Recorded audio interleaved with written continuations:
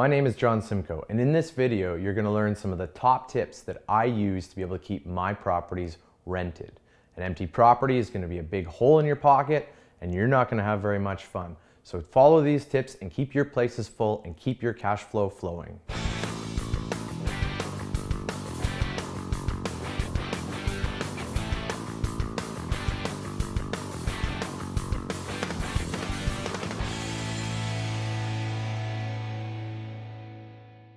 Every city is different. Where you live, there's going to be different things going on in the real estate market than where I live, than where your other friends live, unless they're around the block from you, of course. So just to give you guys a little bit of a context, I was in Fort McMurray during a time of Great Depression. This really hit hard in 2014, and 1 month, everything was booming. Rental properties were getting filled. The very next month, it felt like the whole town was laid off. Nobody had any money. People were just moving out, abandoning their leases. The town was emptying. Houses and properties were vacant. That means those owners are feeling pain. A good time to go find some motivated sellers. But for those that have properties already and you're in this situation, you're going to need to be able to do some extraordinary things to be able to keep your places rented, to be able to keep money coming in, to pay the mortgage, and so that you don't have to bleed your reserve fund on making mortgage payments. Just for perspective, I was able to keep my properties at a 3% vacancy rate at a time when the whole city was 40% vacant. People were having demand to stay in my places. I'm going to share with you how I did that. The first tip to keeping your properties full is to fix things quickly. If you've done a good job of buying a property that's in good shape, I would never rent out a place that I wouldn't live in myself, so make sure the standards are reasonably high. Make sure it's a place that you'd live in yourself. Don't slum it out. If you have a decent property and something needs fixing, get it fixed right away. Your tenant will remember exactly how long it took for you to be able to get their problem solved. You just want them to be able to go on living their life as per usual. Some renters are renters just because they don't want the burden of fixing things in home ownership. But if you do a good job and do a good job buying the place, you're not really going to have a whole lot of fix-ups. So when you do get one, go fix it quickly. Your tenant remembers how quickly you fix something. You and your money partners remember whether they're on time with their rent. So take good care of your customers and serve your renters properly.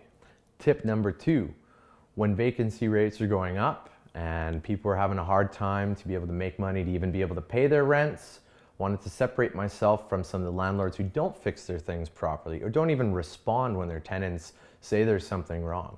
What I offered in my ads for my rentals was that if you never got a response to a complaint or a problem within 48 hours, you'd get a $100 gift card. Now my response rate is less than 24 hours every time, never more than maybe a few hours if I'm in a meeting or something, but they're going to get a response right away. And I know that I'll never have to actually give this $100 gift card out to anyone.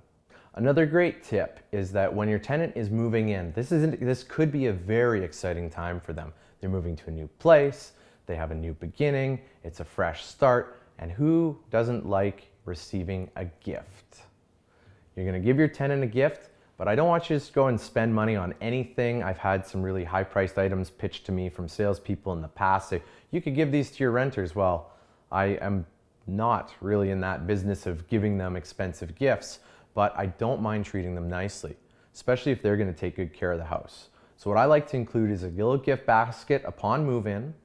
It's got some fancy little wrap on it and looks nice and has a bow on top so they can feel special opening it.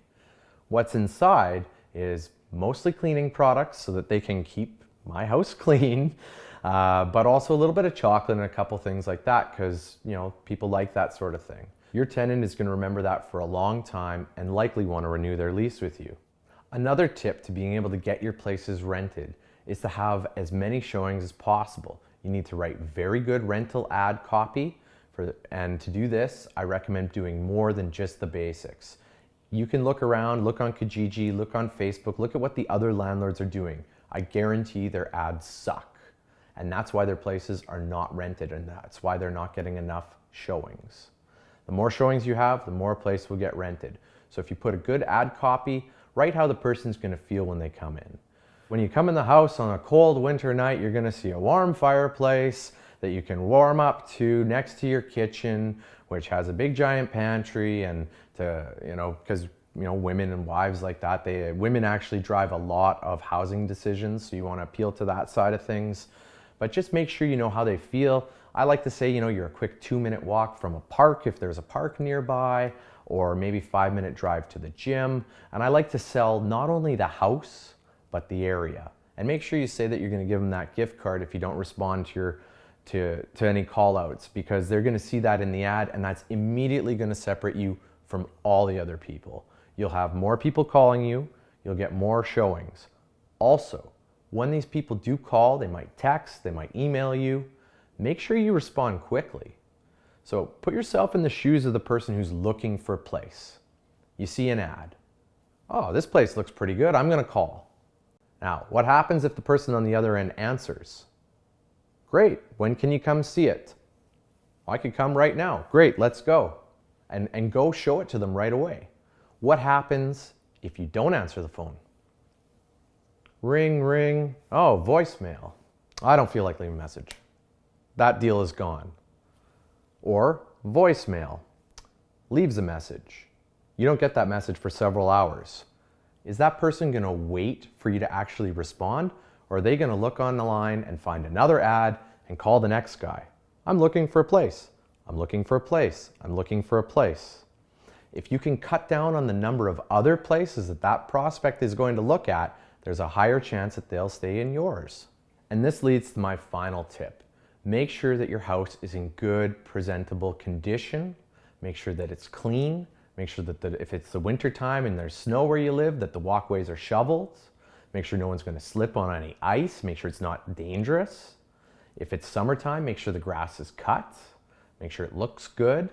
Because all these first impressions are what people are deciding. Most of their decisions as to whether they're going to live there or not is right upon walking in the front doorway and coming up the driveway. That's when they are making that decision. Can they see themselves living there? If you have a dirty place and it hasn't been cleaned, maybe your renters had trashed it or just didn't do a good enough job cleaning it when they left. Get cleaners in. Don't show that dirty house. You're wasting your time if you do that. The majority of the time when I've tried that, I've said, hey, I will have this place cleaned. I have professional cleaners that I use all the time with my properties. I will get this cleaned up for you. It will be clean when you move in. That is not enough for someone to sit there and sign a lease on the spot. They will think about it and they will keep looking at other places. They might circle back to you, but there's a good chance that you're going to lose that person. You just wasted a ton of time driving out to the property and showing it when it wasn't even ready to be shown. So those are my tips that you can use to be able to keep your places rented and keep the cash flow coming in. If you want to learn more about investing, get more tips like this, I have a very private Facebook group that you're invited to join. The link is in the description. In there, you're going to be able to learn how to be able to do better deals, how to be able to close deals that you didn't know how to get past a certain point, where there'll be mentoring and a little bit of coaching in there. If you're dealing with someone and don't know what to say to them, come on there, share the experience, we'll reply, go back and try it and get your deal closed. Go make some money. This group is designed to help you supercharge yourself. Secondly, I've got a monthly newsletter called Deal Flow Monthly. You can subscribe to that to be able to get more tips, more tricks, actual deal breakdowns, as well as other resources are shared through there. Links to both are in the description. Make sure you click that subscribe button. I'll see you in the next video.